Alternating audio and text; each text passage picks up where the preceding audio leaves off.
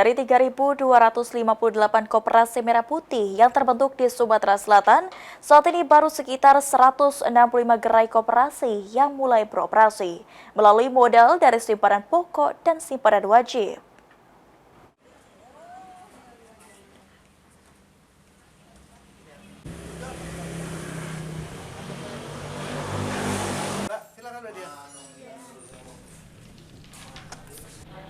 Dari total 3.258 koperasi desa dan kelurahan merah putih yang terbentuk di setiap desa dan kelurahan dan telah memiliki badan hukum. Bahkan dari 715 koperasi merah putih yang memiliki gerai, baru 165 gerai yang mulai beroperasi.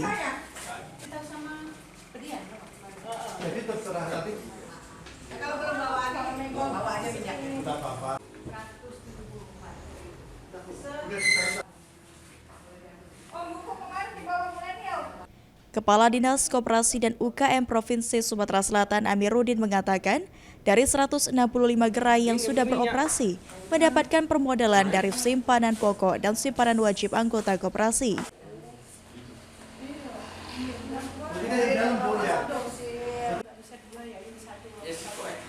Selain itu, kualitas sumber daya manusia, rekrutmen anggota, hingga keterbatasan permodalan masih menjadi tantangan koperasi agar dapat beroperasi di Sumatera Selatan.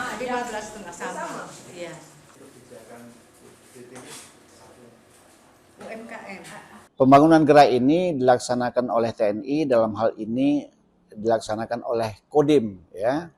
Dari Kodim di seluruh 17 kabupaten kota sudah terbangun sebanyak 715 gerai. Selanjutnya, Koperasi Desa Kelurahan Merah Putih ini sudah beroperasional atau melaksanakan kegiatannya sebanyak 165 koperasi, di mana operasional ini menggunakan dana sendiri dari koperasi tersebut atau mengandalkan dari simpanan pokok, simpanan wajib.